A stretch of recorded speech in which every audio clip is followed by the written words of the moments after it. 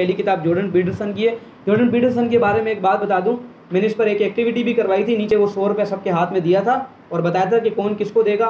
वो मैं एक्टिविटी तो यहाँ दोबारा नहीं करवा सकता, वैसे भी वो रिकॉर्डेड है जिसने देखनी है, इसलिए मैं इसको समझा देता हूँ। सर अब तमाम लोग इस कमरे में बैठे हुए, मैं लाता हूँ, मैं आप लोगों का समझे, मेंटोर समझे या कोई भी समझे, मैं आया और मैंने सबके हाथ में 100 रुपया दे दिया, सबके हाथ में 100 रुपया दिया, लेकिन शर्त ये कि जिस किसी को भी 100 रुपया मैं दूंगा, मैं किसी को भी दूंगा, मैं किसी को भी, जिस शख्स को मैं 100 रुपया दूंगा, शर्त ये कि उसको दूसरे से, अपने साथ वाले से, यानी राइट हैंड पे जो भी बैठा हुआ है उससे उसको बांटने पड़ेंगे।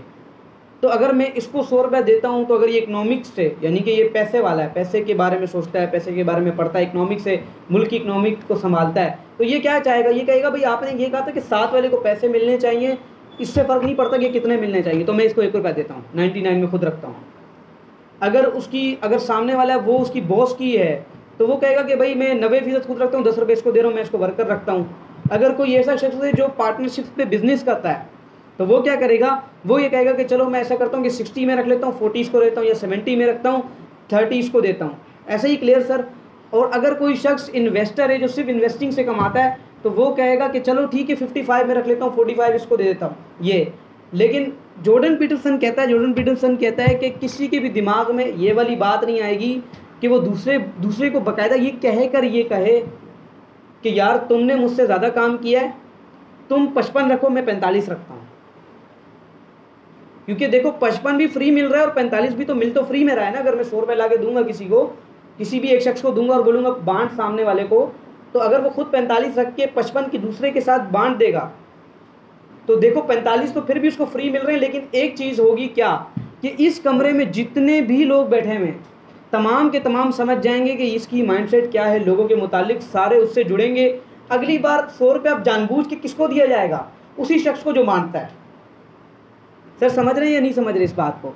तो इट मीन्स जॉर्डन पीटरसन कहता है कि ज़िंदगी के अंदर हर कामयाब शख्स को एक बात गारंटीड पता होती है। गारंटीड क्या पता होती है कि हम लोगों ने, सर अस्सलाम वालेकुम, माशाल्लाह भाई ये दुबई से हैं, अब हाईवे से आएंगे, बचपन के दोस्त है मेरे।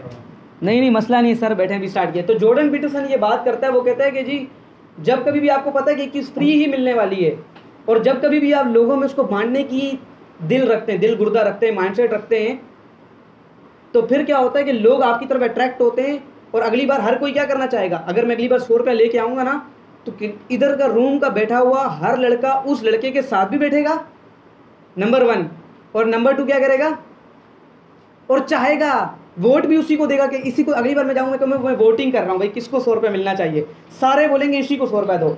अब अगर मैं उसको 100 रुपये देता हूँ तो वो 55 तो बांटेगा लेकिन 45 उसको फिर फ्री में मिलेगा। ऐसा है या नहीं? यानी हर बार उसी को 45 फ्री में मिलता रहेगा कि नहीं मिलता रहेगा? हर बंदा उसके साथ जाके बैठता रहेगा और हर बंदा 55 तो कमाएगा लेकिन 45 उसको फ्री में मिलेगा। तो जॉर्डन पीटरसन कहता है पहली चीज़ रूल ये है दुनिया में, ज़िंदगी के अंदर, कि जितने भी, अच्छा उसने ये कहानी किताब जो लिखी है उसने ये लिखी है 20 से 40 साल के लोगों के दरमियान। अब यहाँ जो 20 से नीचे या 20 पे उनके लिए तो बहुत एडवांटेज है, इसलिए मैंने स्टूडेंट्स को भी बुलाया है। तो वो कहता है कि 20 में अगर किसी को ये बात समझ में आ गई है ना तो 40 तक ये अप्लाई करता रहे रूल, ठीक है।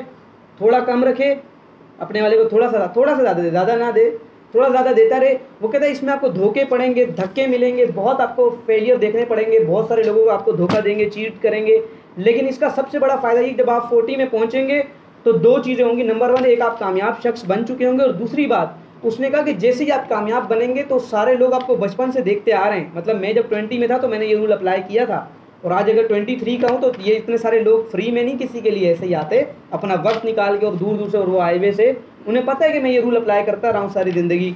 तो वो कहता है कि ये रूल अप्लाई करेंगे तो 40 के, जब आप 40 को पहुँचेंगे तो आपके पास एक भारी नेटवर्क होगा। भारी नेटवर्क ही दरअसल आपकी नेटवर्थ है, यानी आप 1-2 फ़ोन मिलाकर किसी से भी कोई भी काम करवा सकते हैं। और वो कहते हैं अगर आप 1000 लोगों से जुड़ें और वो 1000 भी चूँकि काम के ही होंगे ना भाई, आप अगर अपनी फील्ड में आप कामयाब है तो वो 1000 भी कामयाब होंगे, और अगर उन 1000 से आप जुड़े इसका मतलब आप दुनिया में हर काम के बंदे के साथ आप जुड़े हुए। पॉइंट टू बी नोटेड और नॉट। तो ये भी इसका एक रूल था। एंड देन इसके 12 रूल थे जिसको मैंने नो कर दिया, बाकी इतने काम के थे। वो कहता है रूल नंबर 1 ये कि treat yourself like you are someone you are responsible for helping. वो कहता है इस केओस की दुनिया में, उसकी किताब के ऊपर लिखा हुआ है अ केओस टू 21st सेंचुरी, यानी कि अफरा तफरी की जो लाइफ है ना, उसके अंदर ये किताब एक एंटीडोट है। यानी एंटीडोट लगाते हैं ना हम, कोई जहर हो, वो कहता है ये जो अफरा तफरी का जहर है ना इस दौर के अंदर, इसके अंदर एंटीडोट मेरी ये किताब है। और मेरा वो एक कज़न है जाम शौकत साहब की जो अकेडमी, उन्हीं का बेटा है, लाहौर में पंजाब में होता है सर। उसने आज तक मेरी कोई वीडियो नहीं देखी, ना वो मोटिवेशन को पसंद करता है, मुझे भी कुछ नहीं कहता कि करता रहे। लेकिन उसने जब मैंने जॉर्डन पीटरसन का जिक्र किया तो उसने उसके भी पॉडकास्ट सुने हुए, तो मुझे कहता है कि यार ये जो बंदा है ना, ये बंदा इस्लामिक नहीं है, लेकिन टोटल सारी बातें इस्लाम की करता है। ये 9 पॉइंट देख लीजिएगा आप। और इसने जब पहली किताब लिखी, the meaning of mapping, I think ये नाम था, तो सर 400 कॉपीज़ भी नहीं बिकी। अल्हम्दुलिल्लाह मेरी किताब की 300 कॉपीज़ बिक चुकी हैं, ये तो आज सर से मंगवाई है मैंने, तो 400 कॉपीज़ भी नहीं बिकी। लेकिन जब उसने ये वाली किताब लिखी तो उसने कैनेडियन गवर्नमेंट के ऊपर, आपको पता है कैनेडियन गवर्नमेंट जो है ना वो अपने बंदों का बहुत ख्याल रखती है, सर तो बाहर रहते हैं, सर को पता होगा। उसने कैनेडियन गवर्नमेंट के ऊपर केस ठोक दिया। किस चीज़ का? बिल नंबर 16 के ऊपर, कि क्लिनिकल साइकोलॉजिस्ट था और टोरंटो का यूनिवर्सिटी में पढ़ाता है। ये 60 का एज है, आप देखोगे आप बोलोगे 40 का है, इतनी माशाल्लाह उसकी पर्सनैलिटी। अगर सफ़ेद बाल हटा दो टॉम क्रूज लग जाएगा पूरा। तो उसने केस किया, उसने कहा कि भाई आप गलत कर रहे हो, आप हमारे ऊपर जो है ना ये, मतलब कि उसके कहने का मतलब है उसके ऊपर दिल इतना पड़ा था कि कैनेडियन गवर्नमेंट के ऊपर वो करने के बाद वो मशहूर हुआ, ये किताब सामने आ गई मंजर आम पे, फिर उसको समझ आ गया था। अब ये होते हैं देखो दिमाग वाले लोग, जब उनको पता लग जाता है कि यार जॉब जाए मेरी उम्र 60 होने वाली है, इससे फ़र्क नहीं पड़ता, लेकिन अगर मेरे पास काम की बात है। इस शख्स ने छुट्टियाँ ली, बोला मेरा जितना नुकसान होता है आप लोग करो, मुझ पे केस करो, जो मर्जी हो। सर ये 14 जनवरी 2018 से निकला, 17 फरवरी 2018 तक इसने पूरे वर्ल्ड टूर 1 महीने के अंदर किया। और इसने ऑस्ट्रेलिया, कनाडा, अमेरिका और साउथ अफ्रीका और इस तरह की बड़ी बड़ी जगहों पे जाकर इसने, और बहुत से इसके कैंसिल भी हुए पैसों की वजह से, किसी और वजह से, तो बहुत सी जगह पे इसने जाके ये शोज़ किए। और अल्हम्दुलिल्लाह पहली किताब जिसकी 400 कॉपीज़ नहीं बिकी थी, दूसरे की 1 मिलियन प्लस कॉपीज़ बिक गई 4 महीने के अंदर इसी किताब की। और ये है वो 12 रूल्स ऑफ लाइफ जो किताब है। तो पहली चीज़ वो क्या कहता है कि भाई ज़िंदगी में या केओस की लाइफ के अंदर, अफरा तफरी में जो लोग कामयाब नहीं होते, दरअसल उसकी वजह यह है कि वो अपना ऐसे ख्याल नहीं रखते जैसा उनको रखना चाहिए। अब उनको कैसा ख्याल रखना चाहिए अपना? वो कहता है बिल्कुल ऐसे ही जैसे आपके मातहत कोई लोग हैं और आप उससे बहुत मोहब्बत करते हो, जैसे आपके घर वाले। अब वो तो क्योंकि अंग्रेज़ ने कुत्ते बिल्ली भी पालते हैं, तो वो उसकी भी मिसाल देता है कि आप वो कुत्ता और बिल्ली भी भले रखोगे ना, तो जैसे आप किसी की केयर करते हो ना, उसको पालते हो, तो बोलते जब तक ज़िंदगी में आपको खुद से इस लेवल पे मोहब्बत नहीं होती कि आप खुद की केयर करते हो, खुद को पालते हो और ख़ुद को कामयाब बनाते हो जानबूझ के, यानी पूरे कॉन्शियस एफर्ट के साथ, तब तक आप कामयाब नहीं होते। ये रूल नंबर 1 उसने बताया। फिर सेकंड है make friends with people who want the best for you. ओए ये पॉइंट मुझे सबसे ज़्यादा मज़े का लगा, और वो मैंने आपको इस पर एक्टिविटी बता दी, वही 100 रुपये देकर। उसने बोला ज़िंदगी में मैं आपको बता दूँ कि कामयाब सिर्फ वही शख्स होगा जिसके दोस्त वो हैं जो उसके अंदर से उसका बेस्ट निकालना चाहते हैं। वो कहते हैं ज़िंदगी में सिर्फ वो दोस्त बनाएं जो आपसे इंस्पायर हों, सिर्फ आपसे इंस्पायर नहीं हो, आप भी उनसे इंस्पायर हो। Sir point to be noted.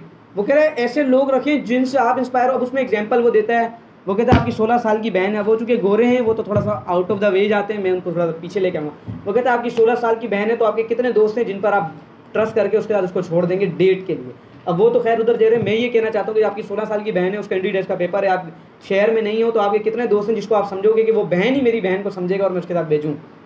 मेरे पास तो एक है अल्हम्दुलिल्लाह आसिम, तो इसकी सिस्टर के जब पेपर होते थे तो मैं जाता था। अल्हम्दुलिल्लाह हमारी शुरू से इतनी थी, ये जो दुबई वाले की बात कर रहा हूँ, हमारा घर पूरा घर वाला सिस्टम है। तो मीन्स उसे बताने का मकसद ये कि सर आपके रियल दोस्त वो हैं जो आप पे इस लेवल का ट्रस्ट जिनका है ना। और मैं इसको और हल्का करता हूँ, चूँकि हम मजहबी लोग हैं, तो जिन लोगों को आप अपने घर तक लाते हैं समझ जाएं वो आपके अच्छे दोस्त हैं, जिनको नहीं लाते समझ जाएं कि उनको वैसे ही छोड़ दें। ये आपके जहर है चूसने वाले। तो ये इसका दूसरा रूल था। अच्छा ये जो सारी बातें, ये सारी की सारी वो इन बातों पे जो तहकीक हुई, लोगों ने कहा, साइकोलॉजिस्ट ने कि सारी बातें हैं तो पुरानी, लेकिन तरीक़े कार प्रैक्टिकल दिए इसने। जैसे मैंने बताया ना, आप अपनी सिस्टर को किसके साथ भेजेंगे, उसने कहा डेट के लिए 16 साल किया, वो तो डेट पे जाते हैं।